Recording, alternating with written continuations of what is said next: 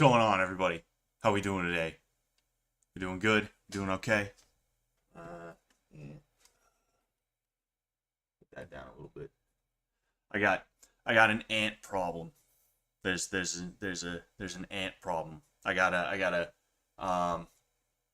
gotta fill a hole and things like that. So instead of sitting here looking at my ant traps and stuff like that, we might as well get to it.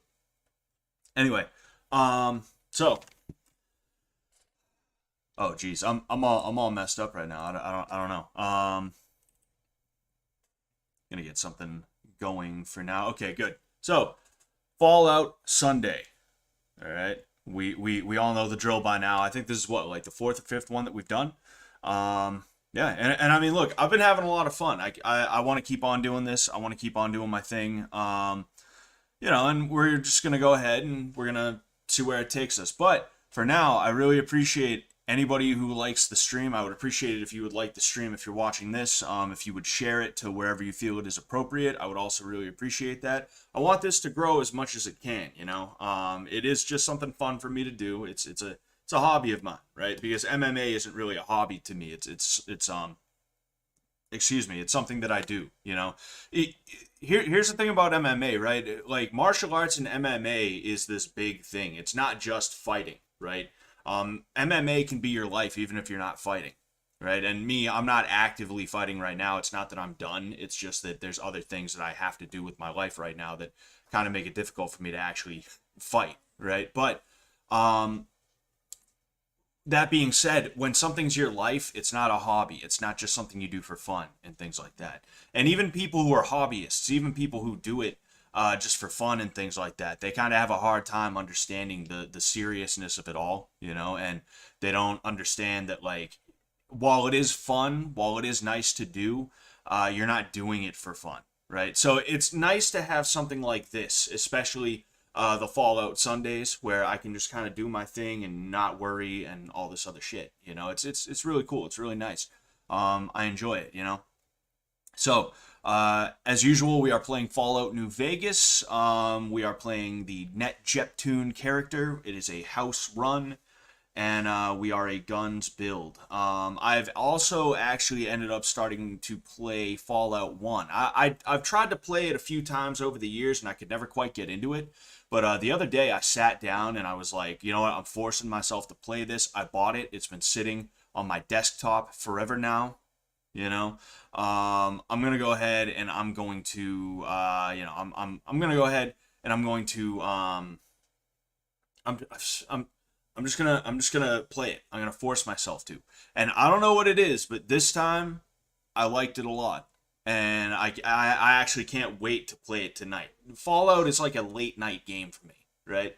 But anyway, with that said, Noob Kia TV, hope you're doing well. Chike Crusher, what's going on? Tom H, Monsieur Big, Dominator, I don't know if you're still here. Kesh on Hand said he'll watch it when he gets home. Hello, Kesh on Hand, if you're watching this later. Hello, sir. C3C, Dokebi, I don't know how to pronounce that. What's going on? Yeah, might as well just get started. I really don't have much to say because I ended up doing a stream yesterday too. It was just a chill stream. We ended up we just went wherever the wind took us, and we ended up reviewing a bunch of backyard fights between like well-known UFC fighters and things like that. It's funny to think about. I'd like to do something like that again. It'd be fun. If anybody has fights that are like, like that Joe versus Dan Lozon, like that Jorge Masvidal versus Ray type of thing, if you want to send that my way, we can look at it on stream and stuff like that, and then I can clip it and make it into videos and stuff like that. That's my current plan right now with all those fights we did yesterday, is to just clip them and, release them as regular videos. I would love to be able to do that. So if you have anything like that that you want to, if you have anything like that that you want to go ahead and have me do, hit me up on Instagram at Scott Sullivan MMA. I mean, it's in the corner of the screen here, or on Twitter at Sullivan_MMA. I'm down for it. Or if you have any questions in general as well, I do like answering MMA related questions, and just any questions. Look, I give good advice. Okay, I've been told I give good advice. All right, I've been told that. I don't know if it's true or not, but I've been told that. And if you have anything you want to ask me, feel free, because I like talking about things. I love hearing myself talk. Anyway, Bethesda needs a good game. They haven't released one since Skyrim. Yeah, yeah. And even Skyrim is debatable. I don't think Skyrim is a bad game. I just don't think it's a great game. If I'm being honest with you. Back in 2011, I was like, whoa, right? But hindsight, looking back, it's just like Fallout 4. When Fallout 4 came out, I didn't actually play Fallout 4 until like 2019, right? But when Fallout 4 came out in 2015, I didn't have a next gen console, right? I didn't have a console at all. My 360 broke. So I couldn't play it. But I was talking to people and they were like, "Whoa, dude, Fallout 4 is so good. It's so great, bro. It's the best, dude. It's the best." I played it in 2019, and don't get me wrong, I'm not saying it was a bad game, but it wasn't a great game. You know, what I've heard a lot of people say, and I would have to agree with it, is Skyrim is a good game, but it's not a good Elder Scrolls game, and Fallout 4 is a good game, but it is not a good Fallout game. People say Fallout 3 wasn't that good. I loved Fallout 3, and I would love to play Fallout 3. I do think New Vegas is better, but when it comes down to it, I would like to play Fallout 3 again, and who knows, maybe that's even a direction we could go in after New Vegas. But we'll cross that bridge when we get there. But yeah, overall, I do believe you're right. I do agree with you. Bethesda does need a good game. They need to release the Elder Scrolls 6, and they need to make it good, right? They need to make it like really good. You know. They need to stop dumbing down their games. That's one thing that they've done, and that's a critique that a lot of people have said, is that as time has gone on, the intelligence in their game has gone down. And I don't mean like the actual like stat intelligence. I mean they have dumbed down their games for normies. And the thing is, like with Oblivion, that shit was a smash hit to my understanding. Maybe not to the degree that Skyrim was. Okay, fine. But Oblivion set up Skyrim, right? So it's kind of one of those things where it's like, I don't know, dude, you might be able to get away with something that is as smart as Oblivion, and maybe even smarter, Who knows, right? If they could fix the combat system in whatever it's called, Morrowind, right? Like, I would love to see a Morrowind style game. I haven't actually played Morrowind, right? But from what I've heard about it, what I've seen of it and things like that, like, it seems like it might not be a bad idea if they tweaked a few things, That is one game that I also want to try and force myself to play, because I do think I'll like it, but, it's I gotta force myself to play games, man. That's just how I am. Anyway, you think you think Elon will fight Zuck, and then somebody else said, Tom H said, I think Musk versus Zuck. I can't read today, guys. I can't fucking read today. I forgot how. Tom H says, I think the Musk versus Zuck fight isn't happening. Yeah, I don't think it's going to happen either, and I think it's mainly because Zuck is afraid, if I'm just being 100% honest with you. Who would not want to fight in the Colosseum in Rome, right? That's like crazy. I don't think what's his face, fucking Dana. I don't think Dana needs to be involved in it. If he wants to be like an intermediary who is an expert, that's one thing. But he can do that as like a freelance type of deal. If I guess, for lack of a better term. I don't want this to be a UFC branded card. That would suck, because a lot of the UFC sucks today. If I'm just being honest with you, like, you guys, I mean, I don't know. Like, a lot of you probably do, but like. A lot of people don't know how great the UFC used to be back when Pride was their main competitor, right? It was basically Pride is here, the UFC is here, right? If I'm just being honest with you, like the way I see it, Pride was the top dog back in the day. The American market was, I won't say dominated by the UFC, but Pride was much more beloved by people in the MMA world, right? It was considered to just be better all around and things like that. And because of that, Dana knew, like, shit, I really got to make sure that I I put on some good cards with some really good fighters. They got to be entertaining. There's got to be something good about this. Nowadays, the UFC is here and everyone else is down here, at least. At least. And because of that, Dana knows, dude, I'm so far ahead, I don't have to try as hard, right? That's just the way I see it all. And that's why I don't want the UFC involved in the Zuck versus Musk fight, because Dana's just going to treat it as though it's a UFC card. And, I mean, look, Dana has the ability to stack cards and things like that. I'm not saying that he's never put on a good card over the last, like, 5 to 10 years. That is not what I'm saying at all. He put on a pretty good card a couple of weeks ago, right? But, we don't need UFC branded fucking everything, dude. You know? It's okay to just have Musk versus Zuck under no promotion, right? Or like set up a promotion that's like basically like a one-off almost or something like that. I don't fucking know. It's okay to have that and just have somebody who's like, all right, look, I'm gonna take care of all the fine points and stuff like that. All right, we'll get everything set up, things like that.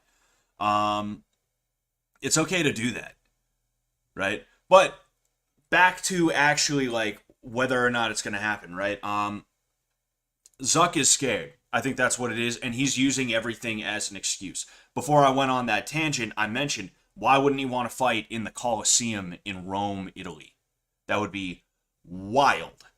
You know, I don't even know if they would be able to have people in there. That might be too, they might consider that to be too dangerous to the structure, right? They might just slap a Colosseum down. They might just slap a cage down in the middle of the Colosseum and have like a couple of rows of chairs for like friends and family, you know? But then otherwise it's going to basically be like Mortal Kombat, you know? People fighting in front of a small crowd. It's like mad quiet and shit like that. That would be sick as hell. And for some reason, Zuck doesn't want that. He's just like, no. You know, there were other aspects of it too.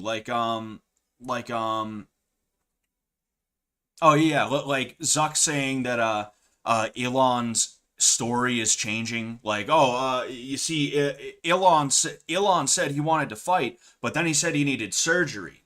And if you pay attention to what Elon was, Elon is such a weird name. I kind of hate saying it, and the fact that I have to say it so much is like, it's tweaking me out. But we'll just say Musk. That's a little bit better. Musk even said like, yeah, it's shoulder surgery, but you know, it's gonna be a very quick turnaround. I'm not gonna have to recover for like 10 years or anything like that. It's gonna be all good. So that's kind of a non-issue that Zuck is like, you know, that Zuck is bringing up to try and say. Overall, I've seen this before plenty of times where you have like this happens all the time at the regional level. You know, if you pay attention to your regional scene, there's going to be a guy who all over his Instagram, all over his Facebook, all over his whatever social media and things like that, all over whatever, right? He's going to be talking about, I'm a fighter, kid. I'm a fucking fighter, dude. I fight people, bro. You don't understand this MMA life, dude. You don't get it. You just don't get it, bro. You don't get it. You don't understand it, bro. Dude, like, you don't know what we go through, kid. Their record is 0-0. They haven't fought yet, you know? And they're just sitting there, kid, fucking, dude, kid, right? They're doing that bullshit. And then when it comes time for them to fight, there's always some kind of excuse. It's like, dude, I pulled my dick, bro, and I can't fucking fight, dude. Dude, I forgot to tie my shoe, bro. dude, I can't fight. I gotta tie my shoe real quick. You know, that's the type of shit. Geez, dude, you want me to fight in 2 months? Like, dude, like, I don't know, man. Geez, dude. Like, that's what ends up happening. You see it all the time, and it's because these people are more about the look and the aesthetic and being able to say that they're a part of some kind of elite group or something like that, you know, because that's kind of what they view it as opposed to a bunch of weirdos who like to punch each other in the face, because that's kind of what we are at the end of the day. You know, they try to fucking sit there and make it into something that it's not. And that is what it kind of rings as with Zuck. It seems as though he's just doing the geez, dude. Geez, dude. Dude, my stomach hurt. My tummy hurts, dude. Like, that's literally an excuse that I've seen, is like, the day of the fight, some dude is like, nah, I don't want to do this anymore. And he's like, I got a tummy ache, bro. Dude, right? And then he just fucking up and left, right? And like, I still remember people chewing him out for it on Facebook, you know? And the explanations that he was giving and things like that sounded exactly like Zuck talking on Threads, on not Twitter. That's exactly what it fucking sounded like, bro.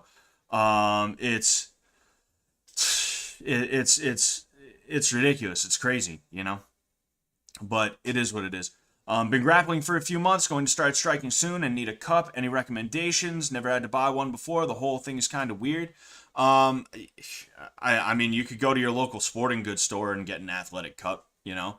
I prefer to have compression pants that you can slip a cup into, as opposed to the jock strap thing, right? Another thing they do, though, is they sell steel cups, literally cups made of steel. I guess they're, like, really good. You know, I guess they actually work, as opposed to a lot of cups out there that just, you know, it still hurts quite a fucking bit, right? That's just what I've heard. Maybe I'm wrong. I don't know. I've only known one guy who's had a steel cup. You know, he was actually a dude who made it to the UFC himself. But yeah, like I've heard that they're really good. In addition to that too, they almost act as a bit of a weapon when you're grappling. You know, like no joke. Depending on the situation that you're in, your dick protection becomes a weapon.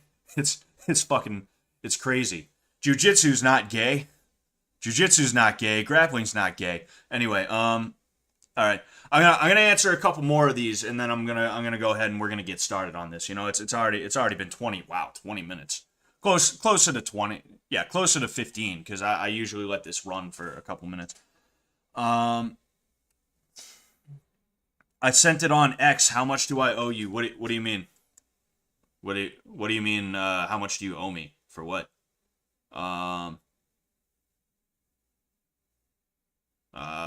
Did somebody?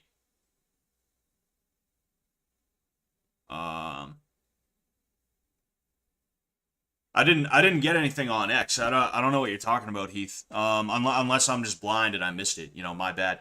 But anyway, the future of the UFC will be a bunch of Bilal Muhammad fans, Kamaru Usman type fighters, boring 49-48 decision wins. Yes, and it fucking sucks, dude. It sucks ass. What's going on, Rocky Stream? How you been doing, dude? Yes, steel cups are allowed, but the thing is, no cups are allowed in jiu-jitsu, right? If you've been grappling for a couple months, you probably already know this, but you're not allowed to wear cups in jiu-jitsu. And it's because the cup can actually provide extra leverage and things like that. Like I said, your dick protection becomes a weapon when you're grappling. That was only a little bit of a joke. But yes, based Alcatraz was 100% correct. Like, the future of the UFC is going to be a bunch of, like, weirdos like that, you know, and I really don't like the direction it's going in.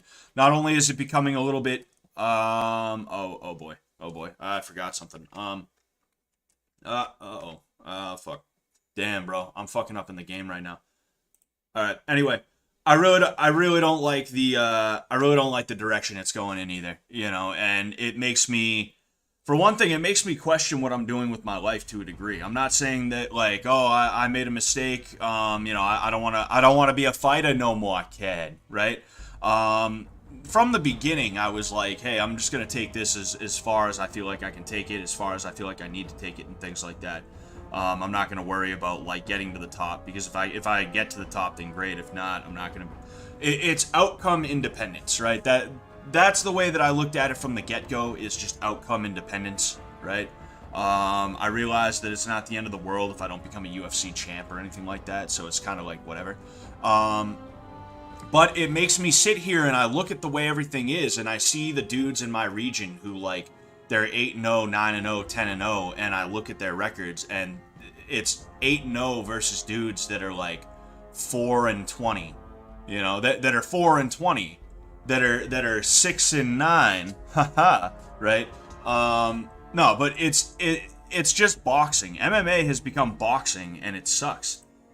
The reason MMA was so great is because boxing, right? Well, it's not that boxing sucked or anything like that. Boxing is a great sport. Don't get me wrong, right? But at the same time, you have this weird thing with boxing where like it's just become not fun. It's become boring. It's become too commercial, and they're trying to astroturf new. They're trying to astroturf new stars, and it's not working out that way. It's not working out good, right? And now you're seeing the same thing from the UFC, where someone like Sean O'Malley gets put up against a dude with 2 weeks' notice. I don't know that dude, but I know of that dude. I'm friends with a friend of his. His name is Chris Mutino. You know, fucking that fight was so crazy. People still talk about it. Like Sean O'Malley cannot escape that fight. It actually. Sean won, but it actually brought his stock down a little bit. And to this day, people are still like, Chris Butino, you couldn't KO the dude for real, haha, you know? That's, which is like crazy, you know? It's very rare you see someone lose but still end up on top, you know? They fail up, as a friend of mine has said about somebody else that we know. It's crazy, but like, you have plenty of situations like that where you have these dudes that are in the top 10, top 15, and you know, there's a pullout, and instead of getting somebody else who's like legitimately like ready to go or anything like that, who is already in the UFC, they're like, hey kid, we're gonna throw you to the wolves on 2 weeks notice, and you're gonna lose, but you know, it's okay, we'll give you another one, we'll knock you down to the fucking prelims, kid.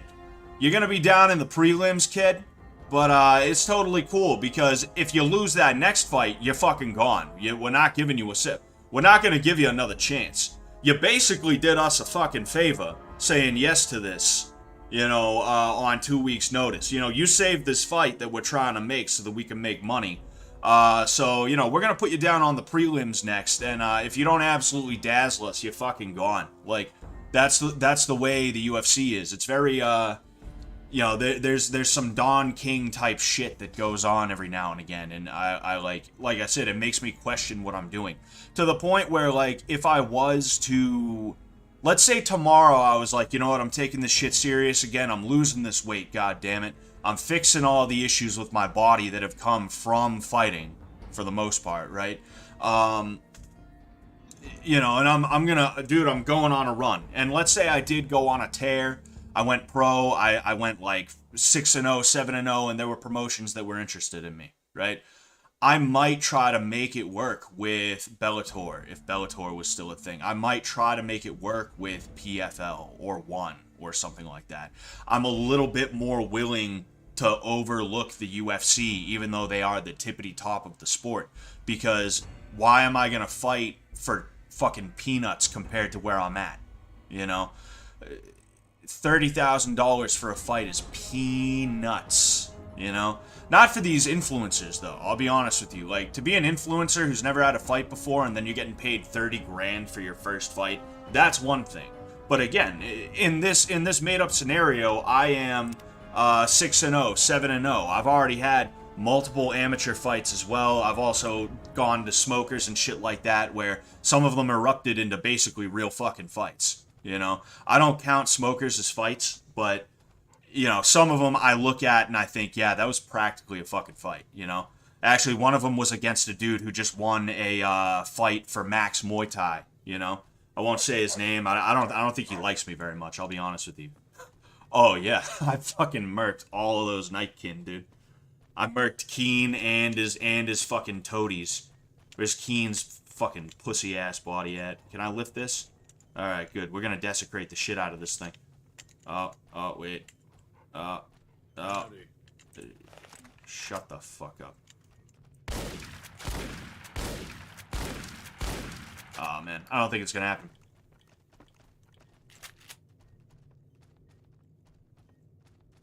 Yo, I was just tweaking out for a second, bro, because, like, Am I going crazy, or was the floor like that when I was reloading the shotgun? Did the camera just do that? I was like walking while reloading, and I was like, fuck, am I okay? Am I okay, bro? You know, I thought it was me. All right, anyway. Oh, Tom H, what's a smoker? A smoker is an exhibition fight. Basically, you'll have gyms that have like rings and or cages, and they'll put on exhibition fight nights. You'll have like 5, 6, 7 fights on the card. You know, and it's a situation where it doesn't go down on your record, right? Like I said, it's an exhibition. But a lot of people show up because they don't want to train 2 straight months for a fight. They just want to go in there and try and throw ham hocks at somebody, you know? And me, I don't treat smokers like fights. It actually really bugs me that people treat smokers like fights and they go extra fucking hard in smokers and things like that. Because if I'm going to fight, I'm going to do it in front of a crowd. It's going to go on my record, and I'm going to try my best to collect some kind of money for it, right? Whether it's ticket sales or if it's a purse, right? But I'm not going to go to a smoker thinking, oh yeah, let's fucking kill this guy. I'm going to a smoker thinking, okay, let's be loose. Let's get a little bit of work in front of a crowd. That way I remember what it feels like to have eyes on me and to hear, oh, right, in the crowd and things like that. And in addition to that, I also want to land certain techniques under pressure. Like that smoker that I had where I fought that dude who ended up, you know, he fought on a Max Muay Thai card recently.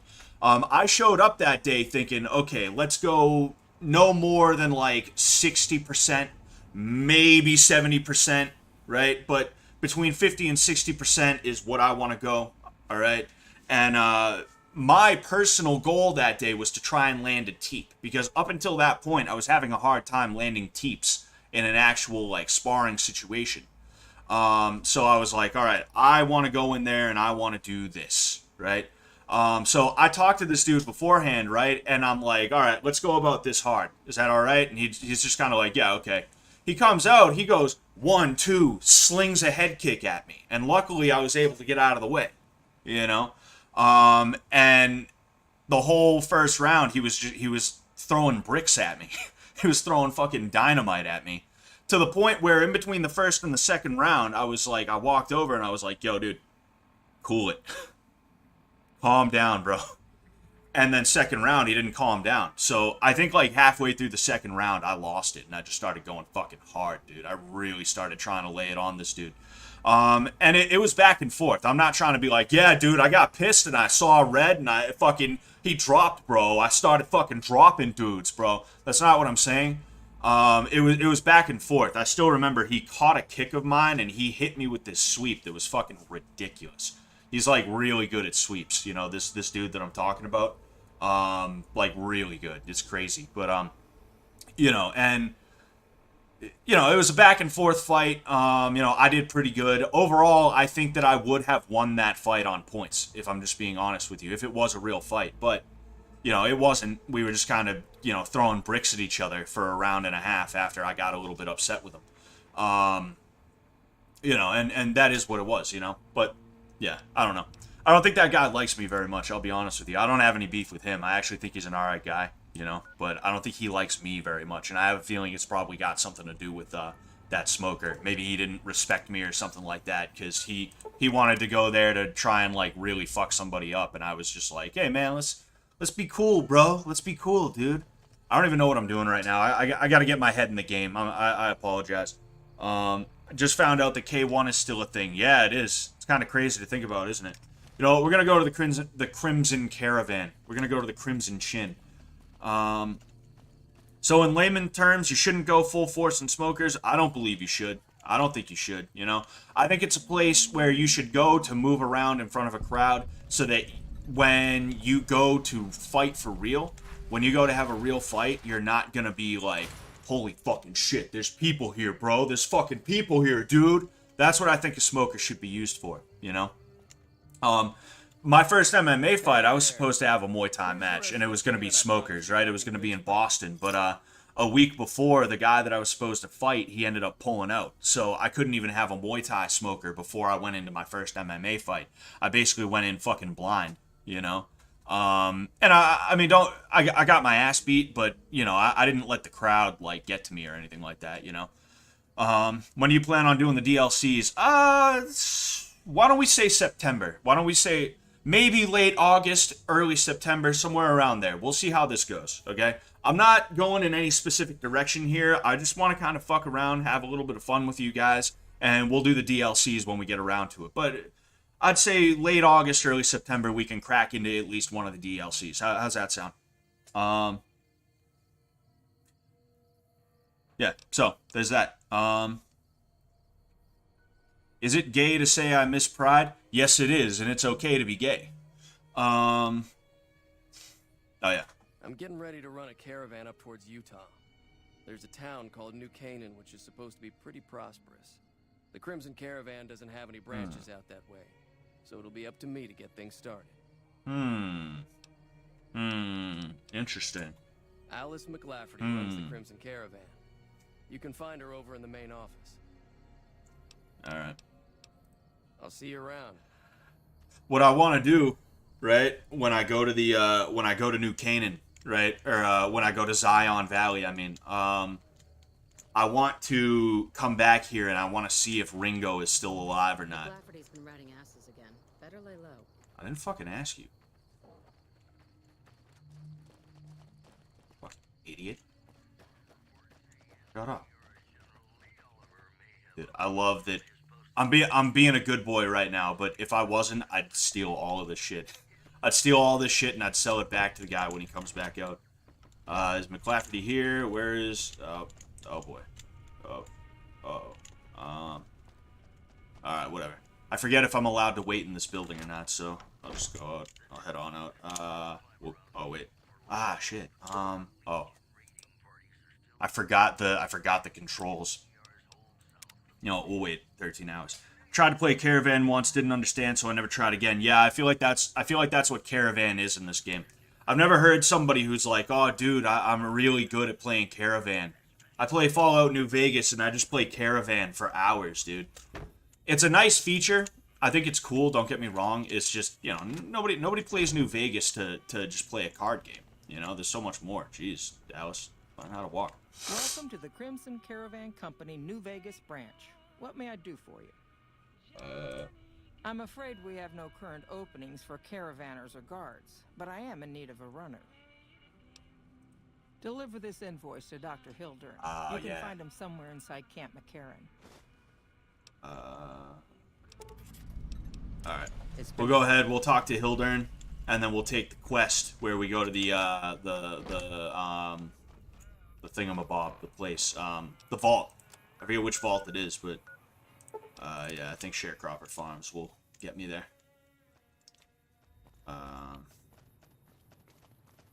Also, you guys gotta look. No Bark is loaded with money. Is No Bark really loaded with money? I've never actually tried to like. I've never actually tried to hurt No Bark before. You know, he's a schizo, so I feel a certain sense of camaraderie with him. Oh shit, headed the wrong way. You know, New Vegas is kind of annoying, specifically like the outskirts where you have like the Sharecropper Farms, and you know, I forget if that's the Aerotech office building or not, but it's annoying because like it's like a maze partially, you know, it's just like weird. Did you play Red Dead Redemption 2? Nah, I've never actually played any of the Red Deads. You know, I don't think I'd mind it, you know. I'm not like, there's something about Rockstar Games that I just don't like that much. I'm gonna be honest with you. Dude, where the hell is it? Where it's oh. Alright, whatever. We'll head to the Aerotech office and hopefully that'll be an easier way to get there, I hope. Yeah, we're good.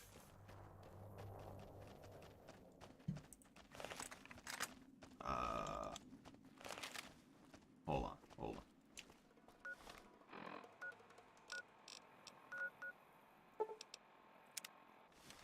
There we go. Okay.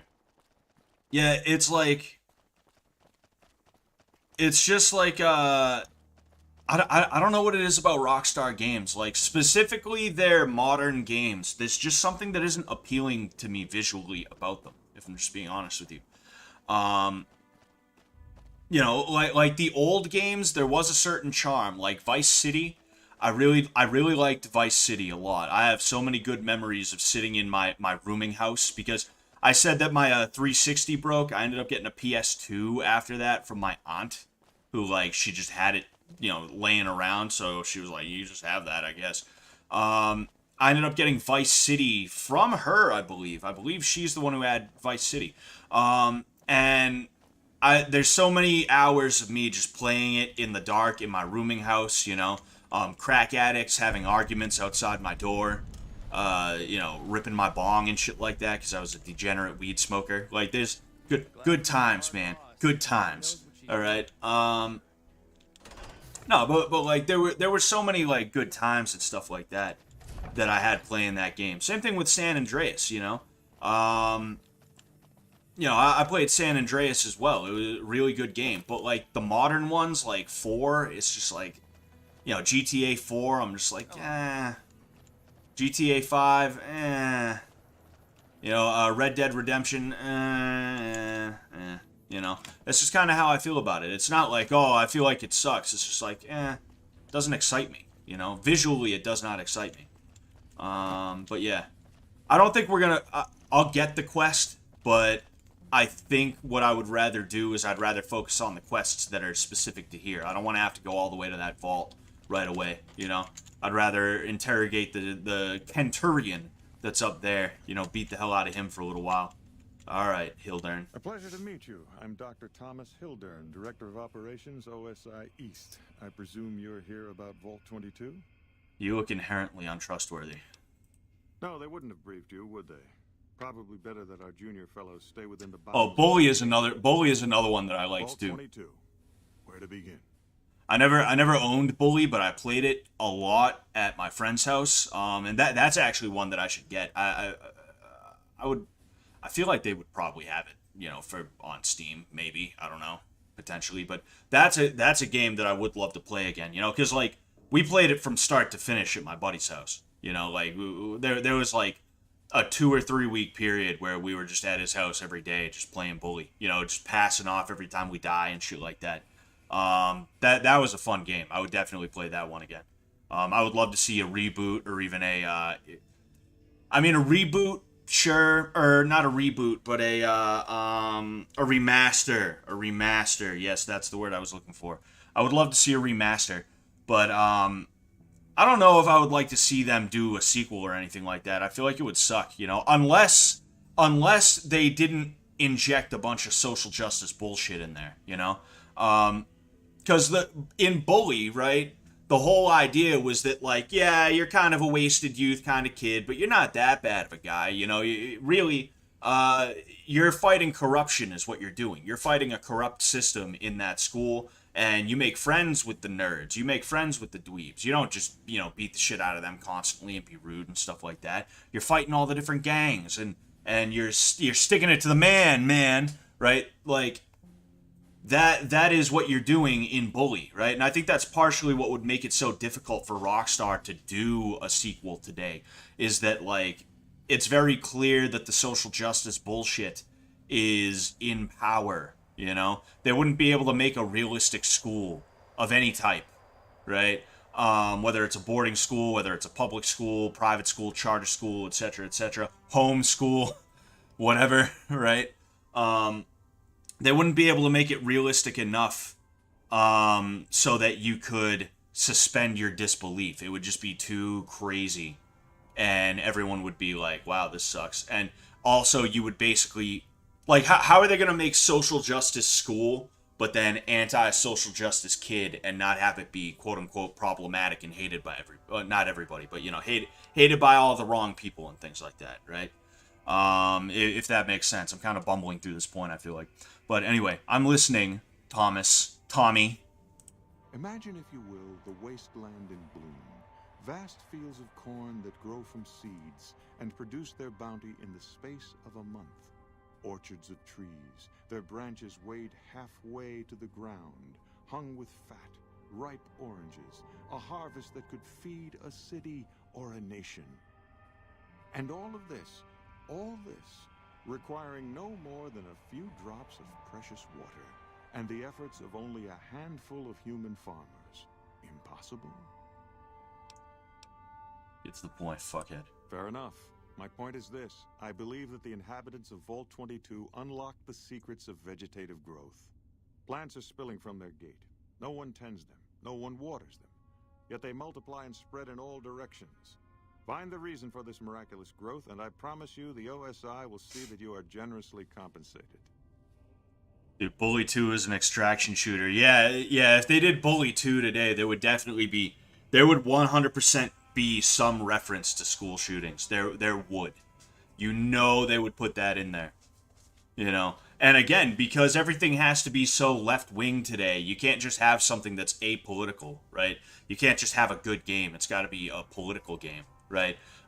It would be a reference to school shootings, and then there would be some like anti-gun propaganda or some shit like that. You know, it would just like all the games of today, just like all the movies and the music of today that is put out by anyone with any kind of money or influence or anything like that, any kind of spot in our society where fucking you know, they are one of the big guys in their field, right? It's just going to be a giant propaganda piece, and it's gonna suck ass. So, with that in mind, I'm actually glad they don't do Bully 2, you know? You would bully the people with right-wing opinions. Yeah, you would. It'd literally be someone who's like, oh, I'm not ashamed to be a white person. And then you'd be, like, beating the shit out of them. It'd be like a mixed race or, like, you know, a Native American bully this time, you know? That's who the main character would be. It would be a mixed race or, like, Native American or, you know, Native American but also missing an arm. He's got, like, a cybernetic arm, you know, and things like that. Because for some reason they have to do that nowadays, too, is they have to make people disabled, I guess, you know? That's what it would end up being. Alright, I'll do it, dickhead. Good. No need to check in with the NCR authorities. I can authorize your payment from OSI accounts. Vaults typically contain a server room on a lower level, where they would have backed up their research data. A computer room, you understand? Download all the information on the central server to your Pip-Boy, and you'll be certain to bring me any notes or samples that you find, won't you? To be honest, Bully's villain was a kid that dressed as an SS officer for Halloween. No, yeah, I mean, I could.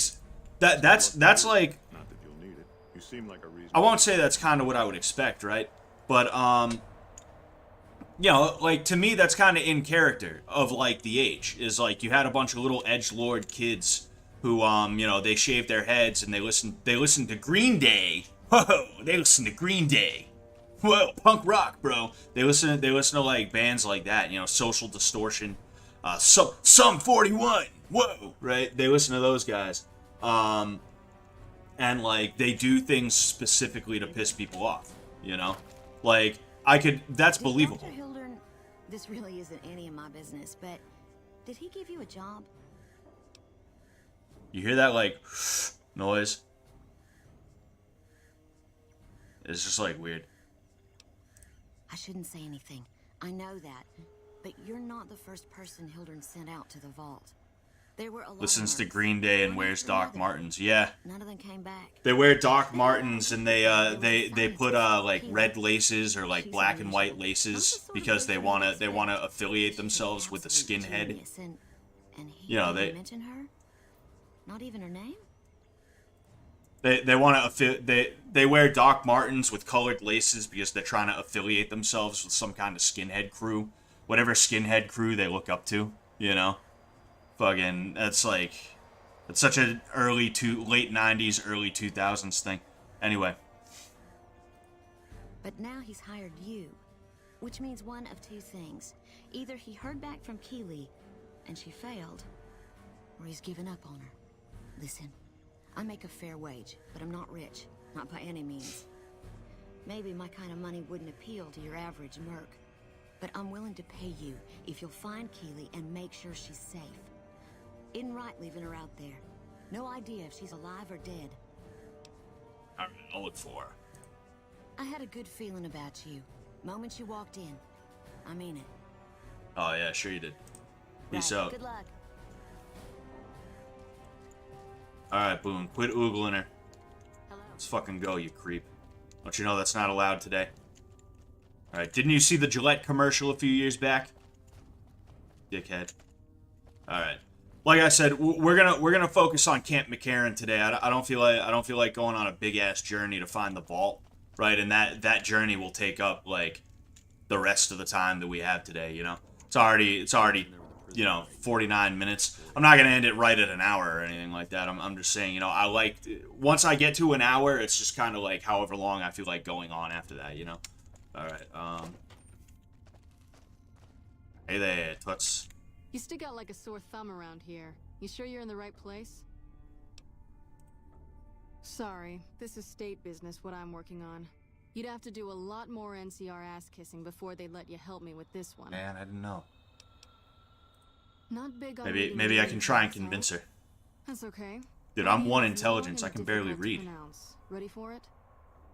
It's Boyd. Lieutenant Boyd to my friends. Colonel Shu has me handling the policing duties for the base. I've told him he could make my job a whole lot easier if he would just let me shoot anyone who talks back to me. But you know how colonels can be. No, I don't. I'm literally not in the army. Yep. See you around. And you also don't have any fucking name tag on. Boyd. Boyd, are you stupid? Ha! Got him. Fucking got him. Alright, let's go. Maybe I can get Shu to help me out. Or, you know, maybe I can help Shu out. Maybe I can help Shu. Maybe Shu can help me help him. How about that? I believe Shu is in here. Yeah, he's sitting next to what I'm sure is a broken coffee machine. Just looking. I've always wondered what the hell these things are supposed to be. Is that like a generator on bottom? It's confusing to me, you know. Not confusing, but I'm just like, what the hell? Like, what kind of computer is that? Anyway. I'm usually good with faces, but I don't think I've seen you here before. What brings you to Camp McCarran? Yeah. Alright. You don't cook by any chance, do you? Farber's doing his best, but it's hard to manage an army with half my staff in line for the latrine. Honestly, we're fighting a lot of fires. He's got such a weird nose. The Fiends keep pressing their positions in Vault 3. We've got the Legion breathing down our necks across the river. We actually took an officer alive last week, but so far he hasn't spoken a word. Did you ever get bullied IRL? Yes. Yeah, you know. I think everybody gets bullied, you know, but as time has gone on, I have realized that I got bullied a lot less than I originally realized that I did. And what makes me say this is because, for one thing, like, you know, I was very fucked up as a kid, right? I didn't know how to relate to other people. I grew up weird, right? Everybody, the second you start describing this shit to somebody, they're like, oh, you must have autism or something like that. I don't, right? I don't believe autism is what people think it is. At least, you know, the mainstream, you know, pop culture interpretation of what autism is. I don't believe in that, right? I know people who have autism. They are much different than the average person, right? I can sit here, I can look you in the eye, I can have a conversation with you, things like that. I'm just not naturally given to conversating with people all the fucking time, right? But that aside, right, I grew up weird. I had a hard time sort of relating to other people because of that. It made it really hard for me to have friends, right? Because I'm sitting here like being a weirdo, right? And people are like, wow, that's weird. This guy's a weirdo. I don't want to be around him, right? And it would create this weird cycle where when I would try to be around people, I would do and say weird shit, and they'd be like, wow, that's fucking weird, dude. Get away from me. And, you know, them trying to get away from me, I took that as like, oh, like, I'm being bullied, right? And look, it's not just that they were like, you know, I really don't like you very much, please stay away from me. Kids are cruel, right? The way they went about saying this, the way they went about doing this, I like, was really fucked up. You know, the things that they did and said were very fucked up, right? But at the end of the day, it was really just that they wanted to be away from me, right? And they themselves didn't know how to say, yo, dude, you're kind of a dick. I don't want to be around you. Please, like, don't ever talk to me again. They didn't know how to do that, right? It's difficult when you end up, if this is the path you're supposed to go, but you end up, bang, you end up getting knocked off that path, and now you're heading in a different path, a different direction. It's really hard to snake back around onto the path that you're supposed to be going on, right? At least at that age. Even now, like, even as someone in his 20s, like, I know that, like, if I got knocked off the direction that I'm trying to go in now, excuse me, you know, if I got knocked off the direction I was trying to go into now, I would have a hard time getting back on track, right? But it's even more, more hard, more difficult. I almost just kind of combined those two words. It's even more difficult when you're that age because you don't know what the hell is going on, right? You don't know how futile everything is. You don't know how fleeting everything is. And you don't realize that a lot of the shit doesn't even fucking matter. So, like, it literally would be better off for you to just be like, oh, you don't want to be around me? All right, fine, peace, dude. And then just walk off and then, like, regroup and then try again with somebody else, not with the same person, you know? You know, it's tough. It's tough when you're a kid because you don't know a lot of things that you're going to know when you're older, right? And now that I'm older, I realize that a lot of these problems that I had with other people, I was actually the problem, you know? That's not to say that I wasn't bullied. It's not to say that I wasn't treated unfairly just for the sake of it, right? I do believe that even in those situations I was just describing, I was being treated unfairly, but I recognized that it wasn't bullying. It wasn't bullying. It was just that, you know, these are also 12-year-old kids too. So they're not exactly well adjusted themselves when it comes to dealing with those kinds of situations, if that makes sense. So yes, I was bullied, not as much as I originally thought. I don't believe it puts hair on your chest or anything like that. I think it's a bad thing overall. You know, I think, you know, because people think that everybody's a snowflake today because, like, we stopped bullying, and it's like, I don't necessarily think that. I think everybody's a snowflake today because the bullying takes a different form now, you know, because the bullying takes a different form now and the bullies have changed ever so slightly, right? I think that's what it is. This whole woke shit, this whole, you know, and I don't want to get political here, but this whole, like, everything has to be, you know, woke and I also hate the word woke, by the way, but it's just an easy way to say it. Everything has to be political in a certain slant, right? I think it's just another form of bullying that has come around. You know, we banned one type of thing. We banned something, and the people who were given in to doing that thing, who were given into that behavior, are the types of people who will end up looking to try and find another way that they can partake in that behavior. It's as simple as that. Jeez, excuse me. Bullying has become more social as opposed to, like, physical. Yes, I agree. It definitely is, you know, and it has been social for a very long time. Like, I didn't get my head dunked in a toilet, right? I didn't get shoved in a locker. I didn't even, like, my bullies didn't even want to fight me because, like, I didn't even realize it at the time. I was fucking scary, dude. Like, I was a tall, big, redheaded, Celtic fucking warrior looking dude. Like, I was scary. You know? So these guys, they had no problem with trying to fuck with me by calling me names or calling my phone. Somehow they got my number one way or another, right? Calling my phone and talking shit or hitting me up on Facebook and shit like that, right? But when it came down to it, when there was the point where it's like, oh, we're going to have to go to the fucking train tracks. That's where we fought, was the train tracks. That's where everybody fought when we were in school. When it came to the point where we were like, oh, we're going to have to go to the train tracks, right? All of a sudden, these guys want to sit down at the lunch table that I'm at and be like, so, you know, I mean, do you really want to fight? And I'd be like, no, I just want you to leave me the fuck alone, bro. You know, like, they're sitting there, they're trying to talk it out with me without actually sounding like a bitch, you know? That's what would happen, right? So, like, when it came down to it, the bullying that I was a victim of, it was rarely ever physical because people knew that if I snapped, I could really fucking, like, do damage and bad, you know? You know, lucky for them, I never really snapped. Not that I would have done anything, like, way overboard. I probably would have just started, like, throwing punches or something like that. You know, I'm not saying I would have snapped and then did certain activities that I don't even want to talk about here because they're heinous, you know. I'm just saying I probably would have snapped and started fighting somebody, you know. These guys, they didn't cross that line though, you know. And because of that, they just bullied me in a social manner, you know, calling me names, calling my phone, you know, talking shit on Facebook, all that other shit, etc., right? What I really should have done is I should have just been like, all right, fuck you, and just blocked them and then not spoken to them again ever. And if they tried to approach me, just been like, don't even fucking do it, bro. Don't even fucking do it unless you want to do something about this, you know? Unless you want it to go kinetic, unless fists are gonna fly, do not come over to me. That's what I should have did. But unfortunately, I was trying to play their game back then, which was a foolish idea, you know?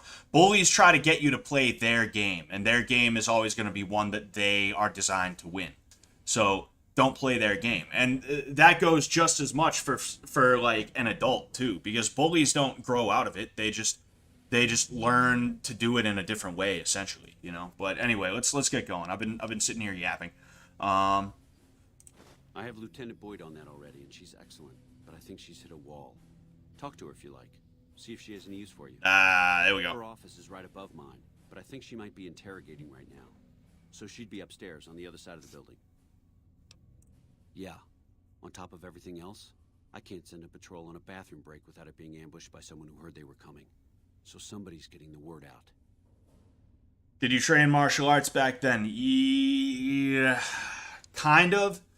I did a little bit of boxing with my dad, but here's the thing, right? And this is the thing I want to avoid with my kids, and I'm going to make this one really quick. I do want to get back to the game. I've been doing a lot of talking today. I apologize. But my dad taught me how to fight a little bit. He taught me how to throw a jab, cross, hook. You know, he taught me how to duck under a punch and things like that. You know, and sporadically I would go to boxing gyms and things like that growing up. But the thing is, my mom, if I ever so much as like called someone a mean name, she would absolutely positively grab me by the fucking throat. Not literally, but you know, figuratively, right? If I like legit, there were times where she would take my phone, she'd see me in an argument with someone, and I'd be like, "You fucking bitch," and she would absolutely murder me over it. Right? I was not allowed to even stick up for myself. My mom was probably my biggest bully growing up, and I love my mom, and we're all good now. And I don't want to sit here and talk mad shit about her. If I'm just being honest with you about how I grew up, right? And what I don't want to do to my kids, and what I think everybody should really try to avoid with their kids. If I ever defended myself in any way, shape, or form from some type of bully, she would absolutely positively like chew me the fuck out over it. I would get in so much trouble. I would be in so much fucking trouble. And my dad, who taught me to fight and said, hey, I don't want you starting trouble, but, you know, if somebody tries to hurt you, hurt them, right? When it would come down to it, my dad would be, like, on her side practically. So it made it really fucking confusing, right? I'm sitting here, I know how to fight, right? I know how to throw a jab, cross, a hook. I know how to get away, you know, out of the way of punches and things like that. So, like, that's a lot better than most kids, right? But if anything ever went kinetic, if anything ever got physical or anything like that, even if it didn't get physical, even if it was just, you're a fucking bitch, I say that to somebody who's giving me shit, right? Even if it was something like that, I would get in way too much fucking trouble. So because of this, it kind of sent mixed signals, and I was like, dude, fuck, man, I probably should not really defend myself in that way, you know? If I'm gonna talk shit, I should be very secretive about it, and I should never ever get into a fight, because if I do come home with a bruise, I'm gonna get in trouble over it, you know? If I come home and I successfully defended myself, I'm gonna get in trouble over it, you know? And of course, my dad, instead of being like what I needed him to be, which was an advocate for me, for my crazy fucking mom, right? Who I love. Like, instead of that, he would sit there and he'd be like, oh, grr, yeah, I'm mad at you too. But then later on, he'd like sneak out. I'd be like outside doing something, and he'd sneak out and he'd be like, he'd be like, I understand. It takes two to tango. Did you win the fight? Did you win the fight? You know, like, and it really fucked me up for a long time. I'm gonna be honest with you, you know. I was surrounded by bullies, you know, and my biggest bullies were probably my parents, if I'm being honest with you. Like, and I love my parents, and everything's all good now, but they really did not know how to handle a lot of these situations, and that's kind of the thing that I've undertaken myself, is that, like, I'm gonna make sure that I have my kids back. Because, like, I can't tell you the number of times where I was talking shit to somebody who was talking shit to me, right? They came at me out of fucking nowhere, and then I'm like, yeah, well, I fucked your mom. So whatever 12-year-old bullshit was said, right? And then all of a sudden, fucking, I'm getting calls from the number that's fucking talking shit. And it turns out it's the parent of the person that was talking shit to me. And now the parent is chewing me out. So I'm getting chewed out by this person's fucking parents, right? Who, they don't care that their son or daughter is talking shit to me, mind you, right? They have their son or daughter's back. They don't care, right? And then they end up calling my parents, who do you think my parents are going to side with? Well, they ended up siding with the kid and his mom, or her mom, or whatever. And they ended up cussing me out. And it's like, yo, what the fuck? What the hell is wrong with you? You know, I'm going to make sure that I have my kids back. It doesn't mean that I'm going to put up with or like condone shitty behavior. I'm going to make sure that like they know that things are not cool, but I'm also not going to throw them to the wolves like my parents did, because that's the type of shit that really fucks you up and it gives you a complex. And it gave me a complex that it took me years to be able to get out of, you know? And it wasn't pretty when I was trying to get out of that fucking complex. It wasn't pretty. It was really fucking bad. But as I said, I've been yapping way too much, and I apologize for that, you know? I tripped that... Oh, wait. I beat up a bully once. Principal basically said, good job, and you're a good kid, but we have to suspend you for a week while we expel him as a repeat offender. I tripped that morning and got an ice pack for my knee. He took it from me. You know, good for you, Rocky. Fucking, it's good to hear that. And it's good to hear that your principal wasn't like, oh, you're just as bad. Because that's something that my principals did on the rare occasion that I did physically defend myself. I didn't even throw punches. It would be like I push somebody because they're about to like stomp on something of mine, right? I push somebody because they're going to stomp on something of mine. And then I get sent to the office and then they're like, you know, you really shouldn't have done that. You know, in hockey, this is literally what this literal gay, like, I'm not saying this is a pejorative. I'm saying he was gay. Right? Clearly he was gay. That's why I'm using this voice, because this is what he sounded like. He was like, in hockey, if you end up attacking somebody who instigated you, right? Oh, it worked. It worked. Rocky Stream is a $10 simp. Thank you, Rocky. Thank you, dude. I'm so glad it worked this time, man. I'm so glad it worked. Oh, and I am going to kill an NPC. All right, $10 is the NPC price. I'm going to kill an NPC, but it's not going to be in the fort because that's going to be detrimental to the quests that I'm doing. But that's basically yeah. This principle of mine was like, you in hockey, if you attack the guy who was attacking you, you get put in the penalty box too. You get put in the penalty box too. So you need to think of it like that. And it was just like, are you fucking stupid, bro? Are you fucking dumb? This ain't fucking hockey. This is my fucking life, dude, and you're ruining my life. Literally. You are ruining my life, Mr. fucking gay principal man. Loser who hangs out with kids all day. You're ruining my life because you're a loser who hangs out with kids all day. And that's one of the reasons I don't have any respect for school teachers. I know Brandon Buckingham is a school teacher, right? Love that dude. I don't know if there's any school teachers here. I'm sure you're good dudes, but like, as a whole, right? I don't really respect school teachers.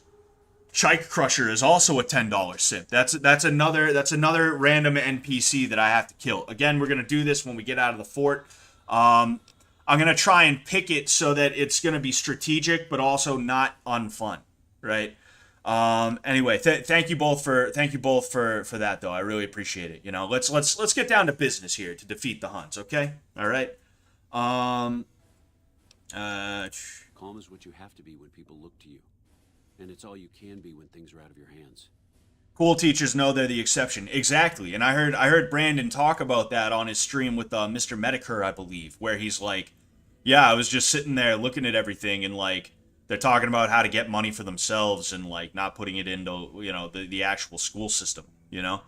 So I think Brandon understands that like, yeah, I was actually not a piece of shit. And that's why he wanted to get out of there, because he was like, this is a piece of shit. Like pieces of shit thrive in here. I am not a piece of shit, so I will not thrive. So I got to get the fuck out of here, you know? Okay. Why not? Given your recent arrival, at least I can safely rule you out as the leak. I'd like to have absolute trust in my men, but that's just not practical right now. Go ahead and look into it. See what you find. We don't have much to go on right now. Lately, every raiding party in New Vegas seems to have a map of our troop movements. It derails everything. Supplies, reinforcements. And it'll only get worse the longer we let it go on. Captain Curtis is heading up the investigation right now. He can fill you in. Captain Curtis, CC. Alright, we're gonna go ahead. I Put a Spell on You. Yo, my favorite version of that song, I Put a Spell on You, is the Creedence Clearwater Revival version. If you haven't heard that, definitely look it up. It's such a... Oh, jeez. It's such a good version of the song. You know, I think it's the best version. I don't give a shit about the 50 Shades of Grey version or anything like that. I think that version sucks. I think it's even better than the original version of that song. The cool teacher at my high school turned out to be a cheese pizza freak, totally surprised the whole community. Yeah, dude, a lot of these cool teachers, like, when I say cool, I mean, in quotes, cool, right? A lot of these shut up, Boyd. A lot of these quote-unquote cool teachers, they are really just creeps. Like, there was one guy at my old school, he used to do cookouts and things like that. He was a softball coach. He was an engineering and a science teacher. He used to do cookouts for people and shit like that. Monsieur Big is a $1 simp. Thank you, sir. I really appreciate that. What does it say underneath that? I don't know what it says underneath that. That's crazy. Anyway, no, but thank you, Mr. Big. Thank you. I'm so glad that thing's working because I was trying my best to get it to work for a while and it just was not. So it's actually a really good surprise that it is. All right. Thank you to everybody who donates as well, really. Like, regardless of if it's $1, regardless of if it's $1 million, all right? Doesn't matter to me. I'm extremely thankful for it, you know, for real. Whenever somebody gives me something, I always feel like I never show enough appreciation, right? It's because I'm a very reserved dude, right? I act a little bit crazy on here because, you know, I'm alone in a room, you know, and I'm just having a little bit of fun. But, like, you know, when somebody does something really nice for me, it's kind of a product of all the shit from years ago that I was talking to you about. I feel it. I'm like, oh shit, like fuck, like I need to let this person know that I really appreciate it, but I also don't want to break down crying. I don't want to break down crying, but I like, shit, like that's kind of what happens. But yeah, like this teacher that I was talking about, he used to do like cookouts for the softball team and shit like that. He ended up dating someone, right? He ended up dating a 16-year-old, right? At the school. There was another teacher who had a weird moment. He was a substitute teacher who was very well loved by everybody. And he had a strange moment, to my understanding, where he ended up putting hands on a girl and she felt uncomfortable, right? And because of that, they stopped having him be a substitute teacher, you know? It's just crazy. Anyway, what's going on? Boyd, are you ugly? Bitch. Alright, anyway. You're back. Let's go get that Kentarian. Sorry, this is state business. Dude, I did the NCR ass kissing. You, whatever. Nah, you fucking bitch. This is one of my favorites. I love going in here and just beating the shit out of the guy. Alright, whatever. We're gonna go ahead. We're gonna take a look at, Alright, we're gonna talk to Captain Curtis. And then on top of that, I also want to find Daughtry so we can take out the Fiends. I'd love to take out the Fiends real quick. Now where the hell is Curtis? Where's Coitus? Oh no, where's Captain Coitus? Where's Coitus? Where's Captain Coitus? He's probably down there.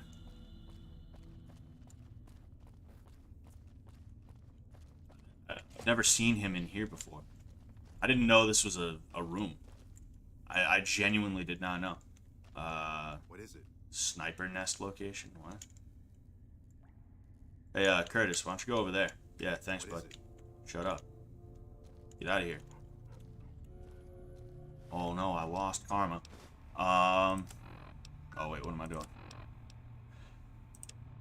Can't forlorn hope. Major, this is doing... Oh, wait, no. Deliver station. Camp Forlorn Hope for Polatli Joseph, Major, or highest ranking officer. Major, this is to inform you that a small sniper nest has been successfully set up near Cottonwood Cove as requested. The nest should have some bedding and a small amount of supplies, but no weaponry. The sniper should be forewarned that the position is close to the enemy camp, and upon completing his or her objective, should get the fuck out of there as soon as flamingly possible. This is a very official military document that we have here. The coordinates are 12... -22 or 12 - 22. I don't know. Good luck and good hunting. Signed, De Leon David, Field Preparations Division. All right. I was wondering if that was a potential, if that was a potential document that I could use, because we know who done it. You know, if you've played this game before, we know who done it. You know, it's just a question of how are we gonna catch him in the act. Okay. Smart man. I could use somebody who can operate under the radar around here. Whoever our mole is, he's been slippery. Whenever one of the MPs gets too close, he changes his habits. Our last lead went cold weeks ago.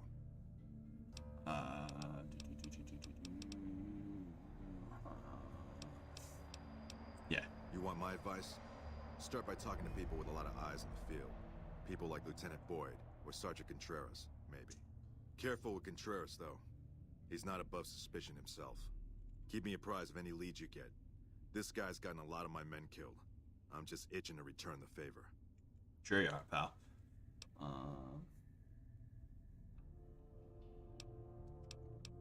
Officially, I'm in charge of Bravo Company. But since General Oliver has Bravo and most of our forces here garrisoned, I'm free to do other things.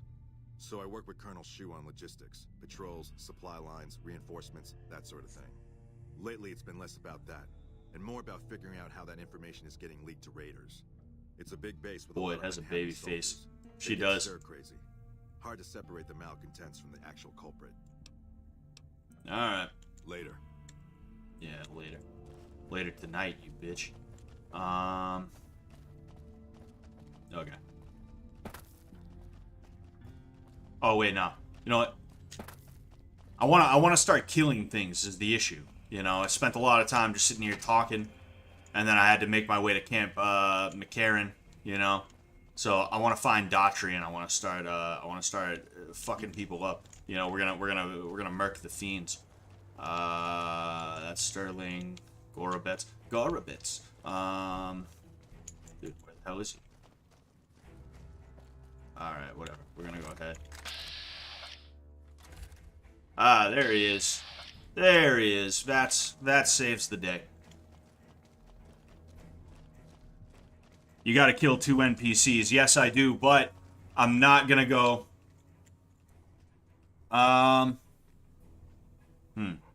See, the reason I'm not killing 2 NPCs in here is because I don't want to fuck up the quests, alright?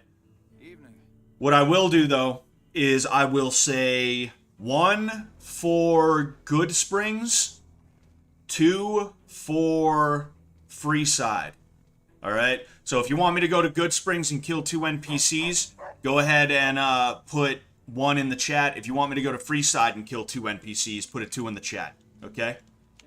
Stealth kill them. You see, the issue is I have these 2, and they're not going to run from the fight. I mean, I guess I could dismiss them, right? But, alright, okay. 1 for Good Springs, 2 for Freeside, 3 for I dismiss these 2, and I just kill 2 random NPCs here. Preferably unnamed NPCs, but... If it's bad news, you can take it up with the Colonel. If it's good news, better involve some dead fiends. Alright, so if you voted already, okay, well, I'm gonna throw those votes out because we adjusted the poll, alright? There's now 3 options, alright? So, if you already voted, okay, alright, starting now, so Tom H, your vote does not count right now. If you already voted, okay, go ahead and put another 1 in, even if it's just gonna be the same choice that you already picked, okay? So, everyone below Tom H, your vote counts for now, okay? Everybody Tom H and up, go ahead and put your vote in again. All right, I apologize. It's getting convoluted. I just had a thought randomly, okay? Damn right I am. And I'm paying bounties. I've got 3 fiends I want dead, and I don't give a goddamn how it gets done. That sound like something that interests you? Alright, so we got 2 1s, 2 2s, a 3, 2 more 2s, a 1. Alright. I'm gonna go ahead, right? I'm gonna go ahead, I'm going to finish this dialogue tree, okay? And then after this dialogue tree, I'll tally the votes. So, you know, hurry up and get them in.